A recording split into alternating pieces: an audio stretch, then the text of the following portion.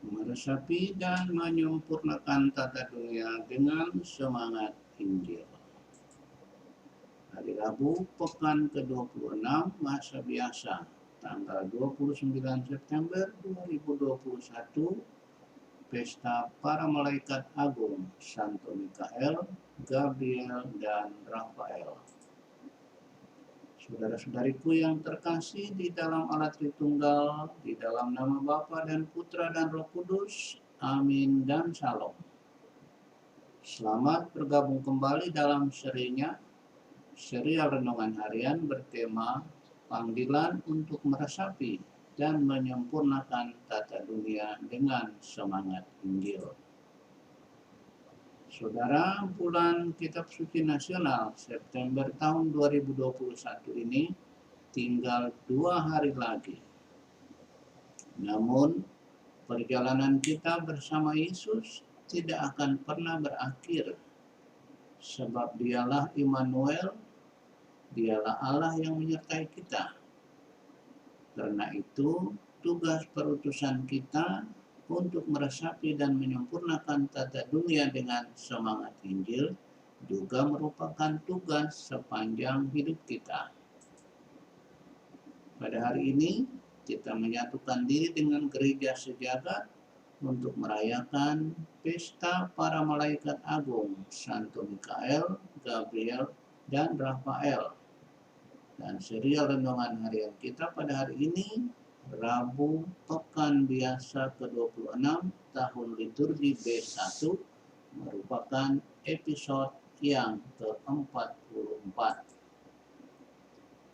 Firman Tuhan yang menjadi pedoman untuk siara hidup kita sepanjang hari ini menghadirkan Daniel dengan nubuat tentang pengukuhan anak manusia menjadi raja, lengkap dengan kemuliaan dan kekuasaannya. Daniel bab 7 ayat 10-14.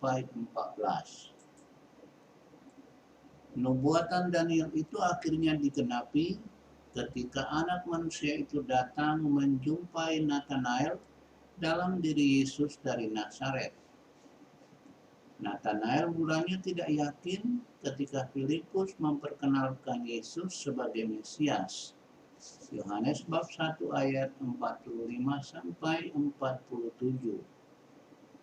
Baru setelah berjumpa dengan Yesus, Nathanael akhirnya mengakui dia sebagai anak Allah dan sebagai Raja Israel.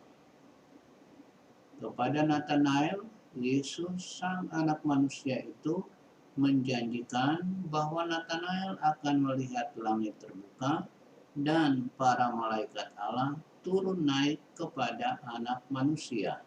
Yohanes bab 1 ayat 49 dan 51. Kehadiran Allah dengan kuasanya sebagai Raja, sebagaimana yang ditegaskan dalam nubuat Daniel, digenapi dalam diri Tuhan kita Yesus Kristus ketika Nathanael yang dijumpainya mengakui dia sebagai anak Allah dan sebagai Raja Israel. Gelar anak manusia yang disebutkan dalam nubuat kemudian dikenakan Yesus kepada dirinya sendiri ketika ia memperkenalkan dirinya kepada Nathanael sebagai anak manusia yang dilayani oleh para malaikat Allah. Daniel bab 7 ayat 13-14, Yohanes bab 1 ayat 49 dan 51. Oleh karena tawaran Filipus, maka Nathanael mau menjumpai Yesus.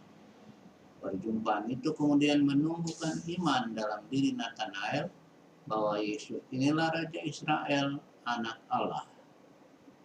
Kepada Nathanael, Yesus memperkenalkan dirinya menggunakan gelar yang disebutkan dalam nubuat Daniel, yakni sebagai anak manusia. Yohanes bab 1 ayat 51. Sebelum Nathanael mengaku Yesus sebagai Raja Israel dan anak Allah, pemazmur sudah memberikan pengakuan iman yang sama.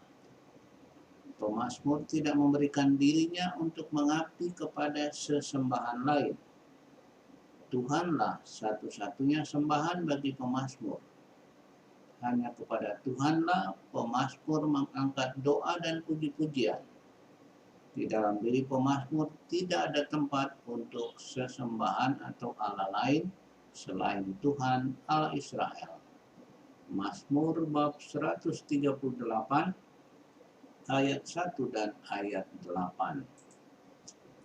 Saudara, hanya orang-orang yang sudah menemukan anak manusia ini, sebagaimana pemazmur dan Nathanael, yang akan mampu melaksanakan tugas perutusan untuk meresapi dan menyempurnakan tata dunia dengan semangat Injil.